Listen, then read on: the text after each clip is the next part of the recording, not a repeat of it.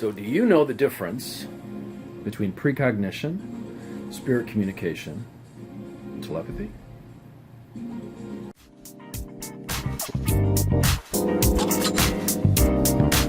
That's unexpected. I must say, you fight well.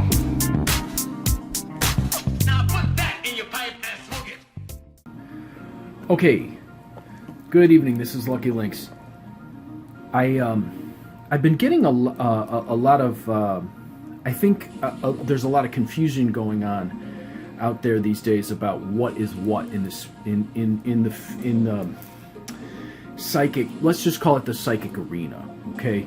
And I'd like to show you the difference between this and this and this, okay? So that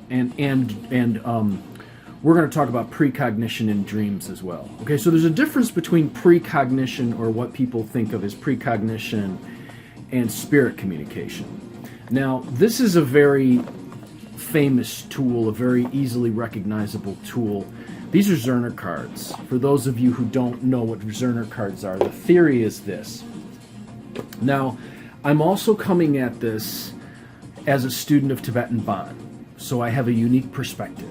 Okay, as a student of Tibetan Bon, I am also a hypnotist, and I'm also a professional psychic. So I have several different layers of experience in this, and I'm going to come at it from the mind hypnotist perspective as well as a student of Tibetan Bon. So these are Zerner cards. For those of you who don't know what these are,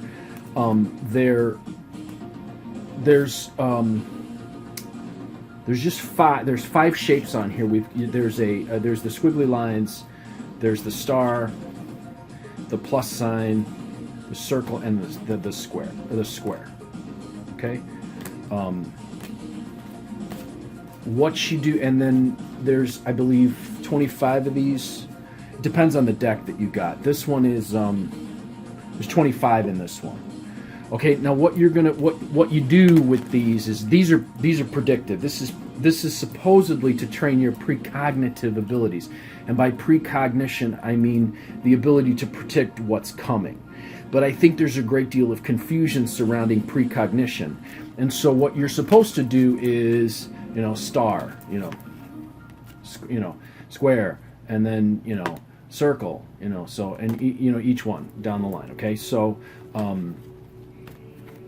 You sit, you calm yourself, and you predict what one comes next, square, and then you say squiggly line, star, whatever. And then you practice, and then you turn the card over to see. Now, does this increase your precognitive abilities? The more you practice, I will tell you from experience, the more you calm yourself, the more you practice, the more your numbers go up. Okay? The more you'll get hits. So let's say I'm like square, all right? So that's a hit. Okay? Circle. That's not a hit. Okay? So as you practice and as you play and as you put yourself in a calm state, and you're gonna get, the hits are gonna go up. Now, why is that? Is that because you're increasing your psychic ability? Well, that depends on what you call psychic ability. That depends on what your definition is. Okay, so we're talking about precognition here, and what most people consider psychic ability is the ability to predict the future. So if I can say circle and boom, there it is, I'm supposedly able to predict the future. I have a very different view on that based on my understanding from Tibetan Bon, but I will tell you from my hypnosis training, what you're doing here is you are training the mammalian brain to be able to pattern match and predict based on percentages and averages. Just like someone who plays a lot of blackjack learns how to predict the cards, your brain will count. That's why it's different when you use cards as opposed to when you use like those little what do you call them, games, the electronic ones. But still, your brain starts to predict averages, percentages. The mammalian brain pattern matches at an astounding rate. So people who are really good gamblers, they figure out, their mammalian brain starts to figure things out in terms of they become real good at, they play a lot of blackjack, they get real good at this themselves, okay? So, and that's even when there's multiple decks in the what do you call that, the shoe, right? So your mammalian brain is at work here. Is that psychic? That depends on your definition. Is it somehow not amazing that your brain can do that? Absolutely not. I mean, it's amazing. Your mammalian brain can figure out without you thinking about it what's going on. If people somehow think that's less miraculous or spectacular, okay, whatever. I think it's pretty freaking cool. I think what the human mind can do is amazingly cool. The more you practice this, the more you play with this, the more you sit, you're calm, you go, you focus, you be real calm, you'll get really good at it, okay? Your mammalian brain gets really good at it. You stop practicing for a while, it probably goes down again. You probably bring it back up real fast. This is tarot. This is spirit communication. You are actually dealing with a spirit, okay? This is actual spirit communication, not the same thing as this. What you're getting here and what faculties you're using here in the tarot are different from that. Those are the sorts of things I talk about in my classes. Those are the things I'm always teaching my students about. This is spirit communication. There's some things you got to know and there's some things you got to be good at to be able to really spirit communicate. That's why I get real, like, you know, so I'm always going like the people with their, well, this is what the cards traditionally mean. This is what, no, this is that you're actually talking to spirits with this deck, okay? Not the same here, okay? So that's tarot, okay? So that's different. Does this predict the future? Does this predict the future? That's the question you're going to have to ask yourself based on this knowledge. This, I'm going to leave dreams for last. This is telekinesis. This is, for those of you who don't know, this is a pinwheel. It's just a little piece of wood with a spike on it, and then this is a piece of paper folded in a specific origamic shape. And then what you do is you focus on it and to get the pinwheel to actually turn and spin, right?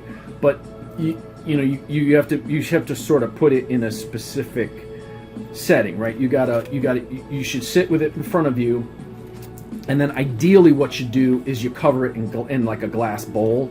That way you're sure that the air conditioning isn't, and you're not breathing on it, because if I'm breathing on it, I'm moving it. A lot of things will make it move, but when you got it covered and you focus, you can practice for a while, and eventually you can get this to spin. Okay, and there's a lot of different theories on how you do it. Some say you hold both hands around it. You can bolt on either side, so you either side of it, so that like this, and then you focus it, and then you concentrate on the energy from your hands moving it, and then it'll start to move it. Some say, see that was my breath moving it right there. That's one of the reasons why you want like a glass bowl or something over it. Some say you just concentrate on it. There's other methods from Tibetan Bon that you can bring into the picture, but that goes into the nature of space and matter. That's a whole other thing. That's telekinesis. You're actually using the mind to get things to move. Now, there's another thing that I get all the time, and it's been happening a lot lately with people contacting me with concerns about dreams, spirit dreams. They have a dream, they think it's going to be a precognitive dream. And some people say, well, my dreams always come true. Okay. The question is, are you making the dream come true? Or did you really predict the future? That's the question that you have to ask yourself. Also, people will say, hey, I had a dream and I know this is going to come true because it feels like that. Think of all the times in your life where you had a feeling where it didn't necessarily happen, and just be aware that it's just a feeling. Sometimes, yes, those things can come to pass. Sometimes it depends. It depends.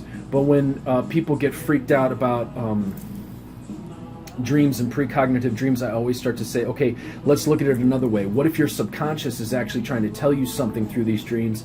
And then what I'll do is I'll go through a series of questions and answers to get the person in touch with their unconscious.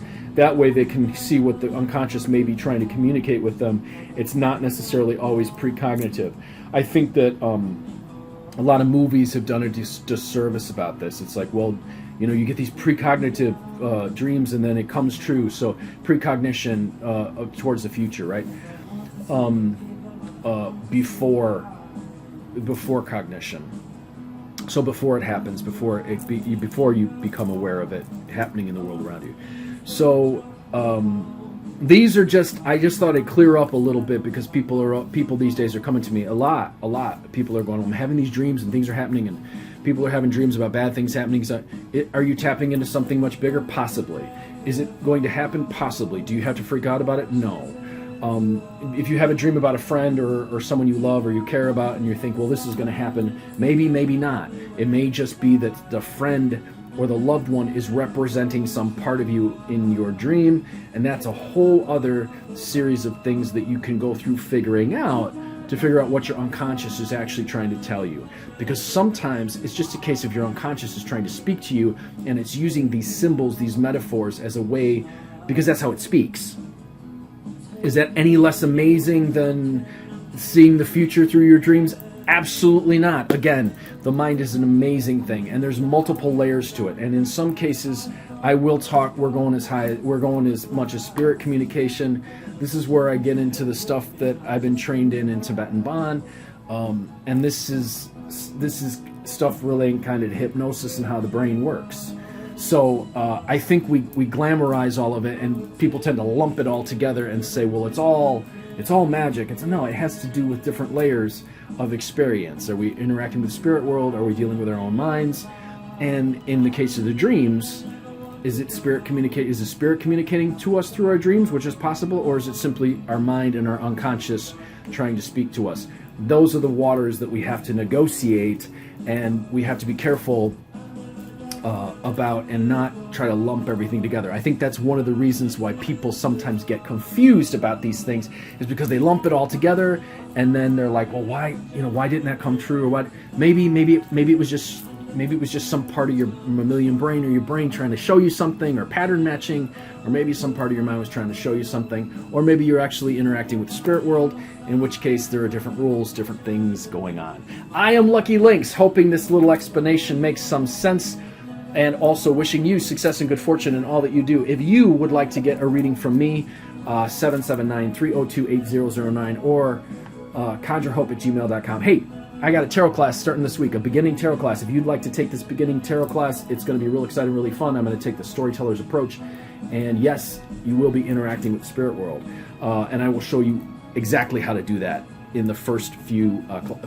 lessons. Okay, it's a beginning class, and it starts this week. And if you want to take that class, message me for details, the price, everything. It happens in a secret Facebook group. All my classes happen in a secret Facebook group, and they all come with one-on-one coaching session with me to handle any concerns that you have.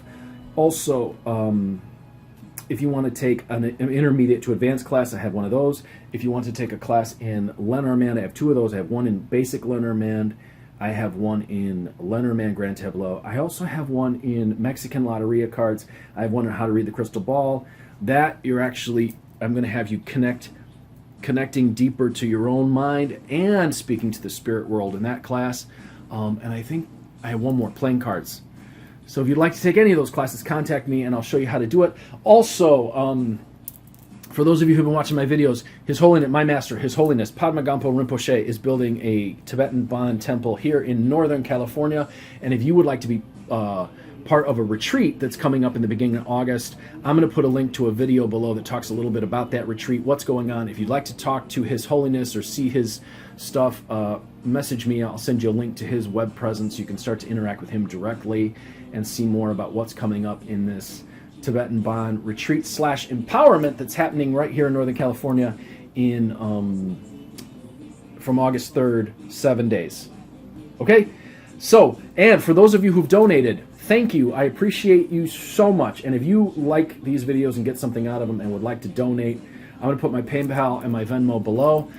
Thank you again to everyone who's donated. It's been amazing, awesome, and you guys are awesome.